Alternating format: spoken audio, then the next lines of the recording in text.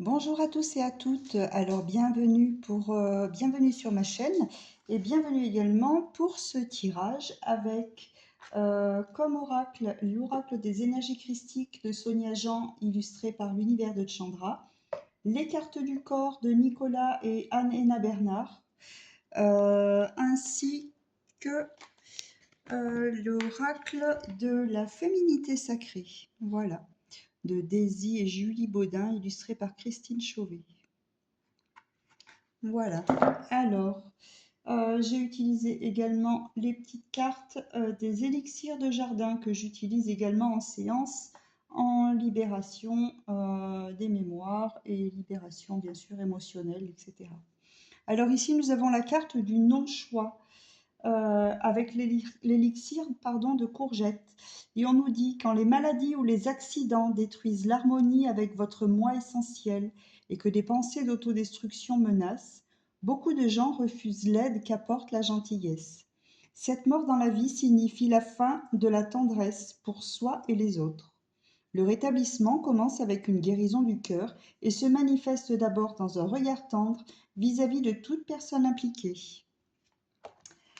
Alors, la première carte ici concernée en lien bien sûr avec cette thématique du non-choix et dans le fait de faire preuve de tendresse vis-à-vis de toute personne impliquée dans la situation à laquelle vous pensez, nous avons les fourberies de l'ego. De quoi vous protégez-vous? Suivez-vous les conseils de votre cœur? Voilà. Alors, qu'est-ce qu'on nous dit ici?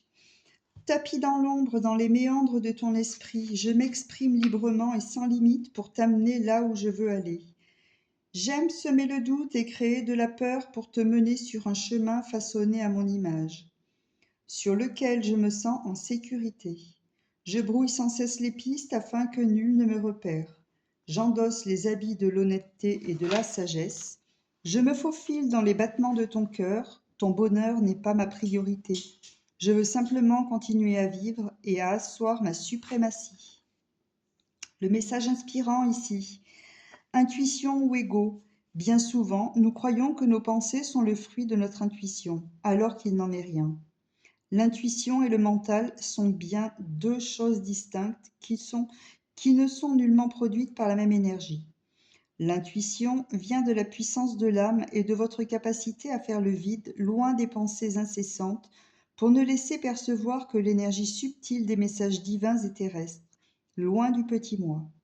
Tandis que l'ego, du haut de sa tour, construite par les peurs, les croyances et les conditionnements, joue son rôle de juge, évaluant l'acte plus sûr pour vous protéger. Cependant, est-ce véritablement le choix le plus judicieux? Et pour qui œuvre-t-il, votre âme ou vos peurs? De qui vous protège-t-il? De vous-même? Bien souvent, vos mécanismes de défense sont bien ancrés et vous laissent peu d'espace à la réflexion en agissant brutalement par une réponse réactive parfois démesurée, vous éloignant de votre vrai bonheur et de votre épanouissement. En outre, nous pouvons parfois nous éloigner de nos vrais besoins en étant attirés par ce qui brille ou par ce qui est plus facile à réaliser. Et en choisissant ces chemins, vous oubliez ce qui est plus sain, plus vrai et plus en alignement avec votre vraie nature, vos vraies valeurs. Alors prenez le temps, en tirant cette carte, de vous poser les questions suivantes. Suis-je sur le bon chemin en écoutant mon ego? Suis-je en train de suivre la voie du cœur? Et si vous percevez de mieux en mieux les petits jeux fourbes de l'ego et que vous souhaitez le mettre au service de votre âme, pratiquez la slow life en ouvrant un espace entre l'action et la réaction, entre l'information et votre réponse à celle-ci, pour ainsi ressentir les émotions et chercher au fond de vous la meilleure manière d'y répondre avec le cœur, la bienveillance pour vous et les autres. Il est parfois nécessaire aussi de le rassurer en lui expliquant combien, même si vous avez peur, la meilleure solution est de la dépasser et qu'il peut vous aider en vous donnant son énergie puissante d'impulsion et de courage. L'astuce chromo-énergie, l'assurance, le calme et la solidité, symbolisés par la couleur marron, sont des atouts pour accueillir les pulsions de l'ego dans une action juste et gratifiante pour votre âme. La sérénité qui s'en dégage pourra également calmer vos peurs, pour trouver ou retrouver la voie du milieu entre équilibre et harmonie.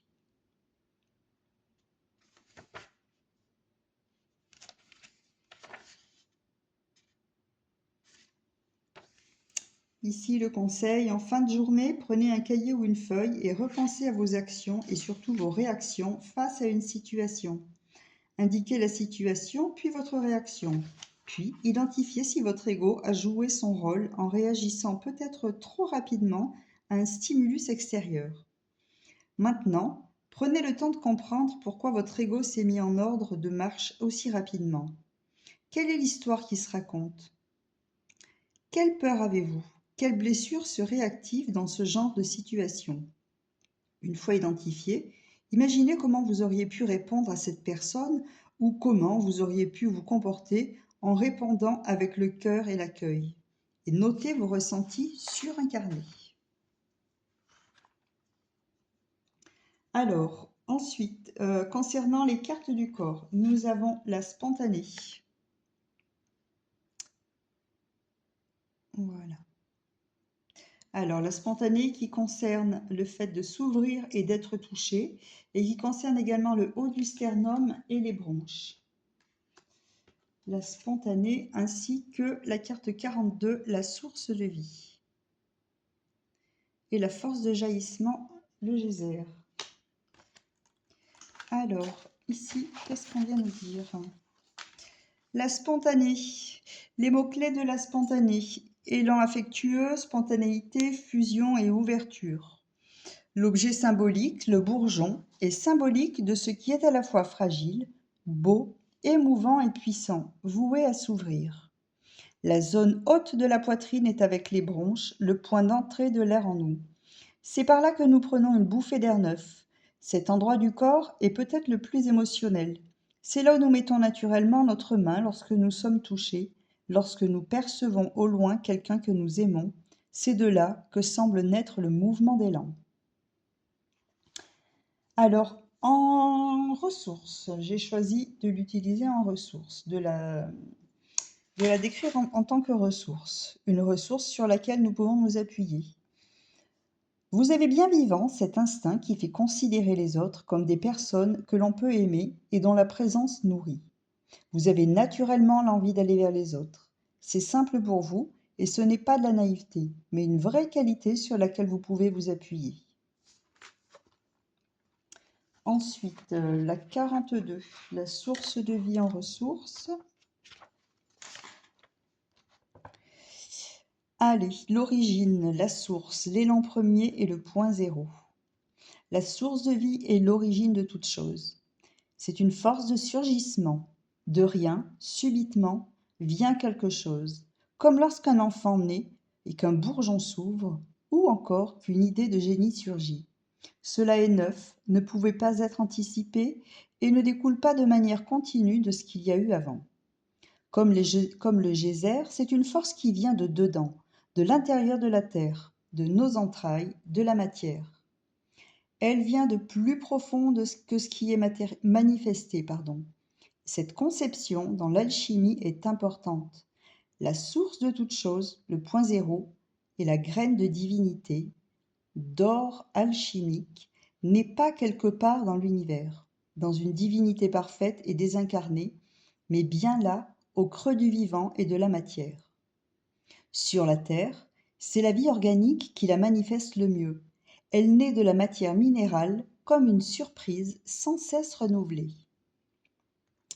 Dans la religion chrétienne, on trouve une bonne représentation symbolique de cette force, l'enfant Jésus comme une lumière qui vient dans la matière et grandit grâce à elle. La source de vie en état ouvert. La situation qui se présente à vous est une source de renouveau puissant. Un cycle se termine et un autre recommence. Tout est possible et l'énergie monumentale de la source de vie est là, derrière vous et sous vous.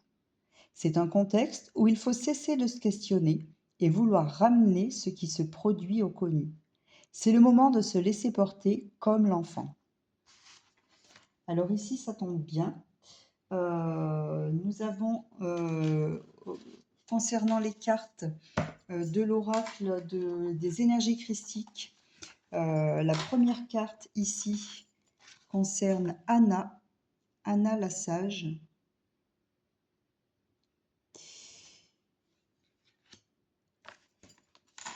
Et le message de la carte est le suivant.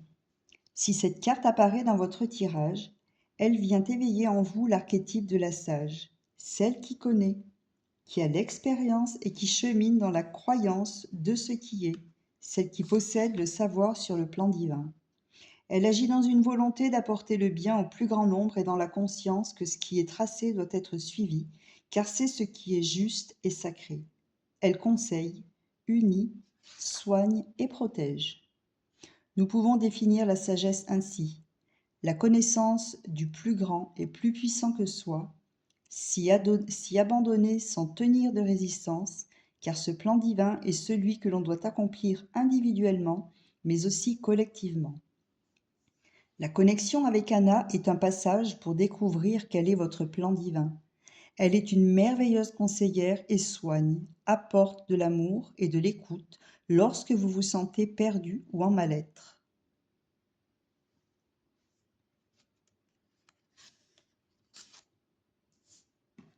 Ensuite,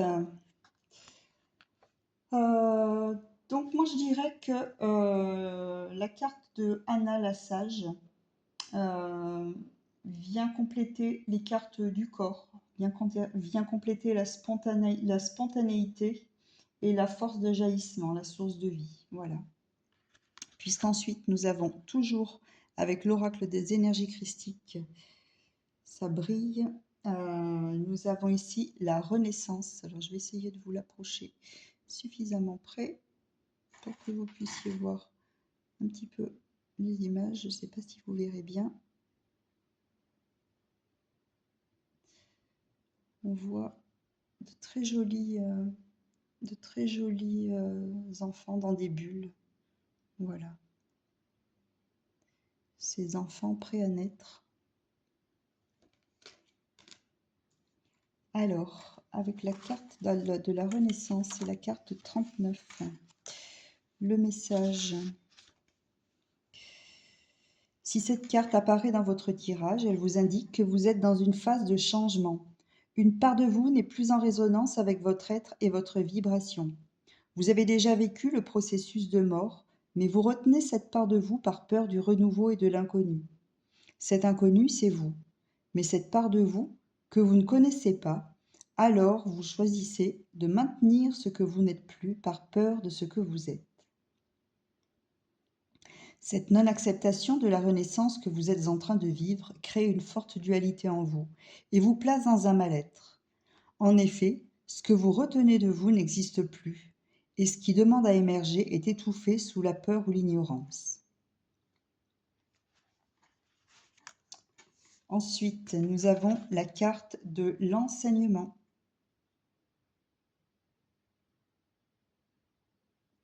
Allez, allons voir tout de suite ce que nous dit cette carte.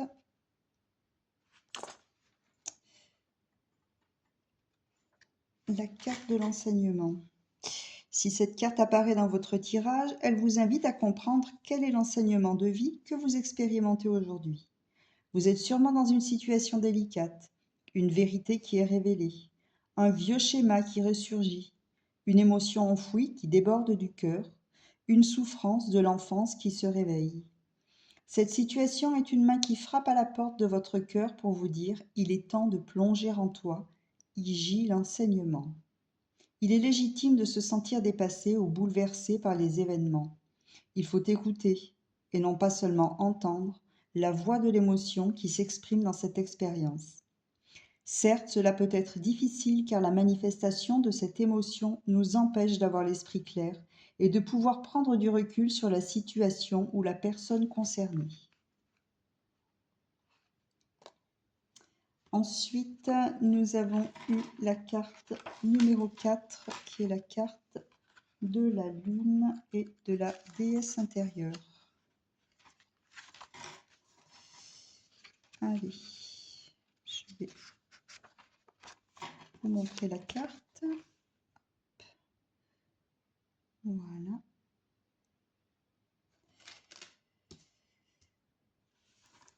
Alors, si cette carte apparaît dans votre jeu, cela signifie que certains événements, comportements ou situations sont les conséquences de mémoires ou émotions cachées.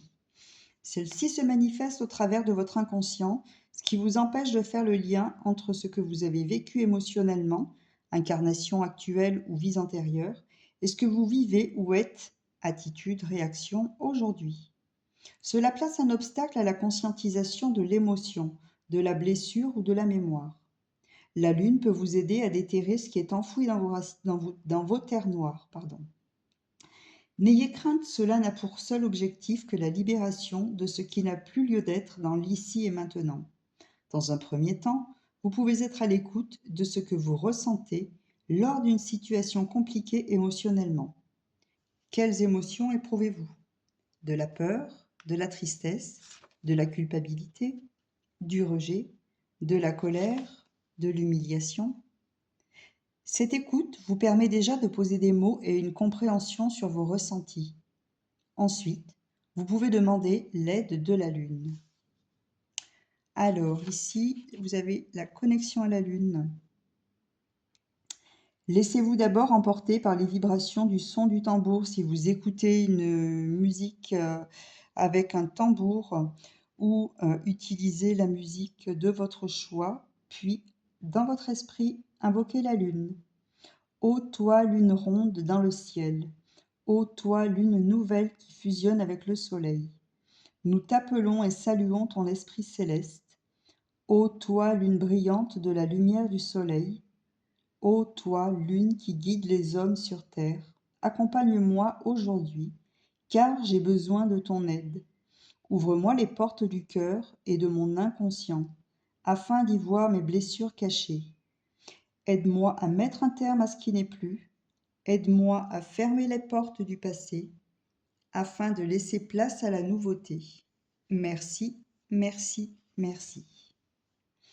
Ensuite, visualisez la lune devant vous, ronde, lumineuse et céleste. Imaginez un fil argenté partir du centre de la lune et venir entrer dans votre cœur. Vous êtes maintenant connecté de cœur à cœur. Posez-lui des questions que vous souhaitez, demandez-lui l'aide dont vous avez besoin. Ensuite, remerciez-la et revenez doucement à vous. Et enfin, la dernière carte, nous avons la célébrité avec ce très joli pan et tous ses yeux. Alors, la carte 13, carte de la célébrité. Qu'est-ce qu'on nous dit? Il est temps pour vous de rayonner et d'affirmer votre potentiel. Quelles que soient vos capacités extrasensorielles, votre création, c'est une invitation à vous mettre en lumière. Si vous doutez de votre changement de direction, cette carte vous confirme que vous êtes sur la bonne voie. Si vous avez peur d'être visible, cette carte vous rassure sur ce chemin à prendre. Et si vous doutez de vos capacités, cette carte vous indique que vous avez tout en vous et que vous en êtes capable. Il suffit de vous faire confiance.